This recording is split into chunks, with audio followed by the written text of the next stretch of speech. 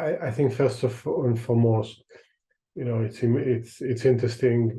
Israel didn't take responsibility for that, but would like everyone to believe that he did it under a plausible deniability, if there is a plausible deniability here.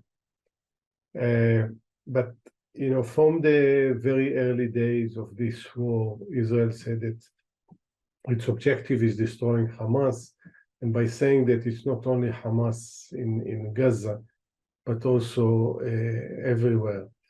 I think this is part of Israel's war against Hamas, and it said that wherever there are Hamas leaders, whether it's in the West Bank on Gaza or elsewhere, it would pursue them.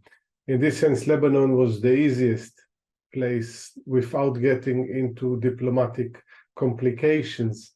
Having said that, it's escalated the relations with Hezbollah, and we don't know how Hezbollah is going to respond to that. We expect Hamas to respond to this because al-Arouri, Saleh al-Arouri was a major player in Hamas, not only in the political bureau, but also in the military side of it, in the West Bank. I think from the way what we hear from the Israeli government, they expect this war to last for quite a long time, a year or two, while the rest of the world talks about ceasefire. And then Israel actually argued that it moves to the third phase of this war, and in other words, less heavy bombardment and air bombardment, but more targeted.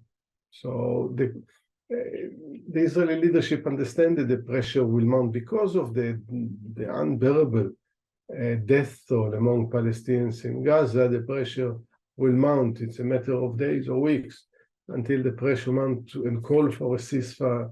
So if they need a victory photo opportunities, then they're going after the leadership of Hamas.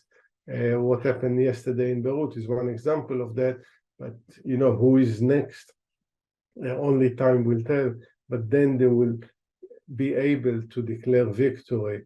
And again, the question, because Israel set for itself an objective which impossible to attain, of destroying Hamas, they need at a certain point also to decide what does it mean, at what point they scale down the war, and then think about the future of Gaza.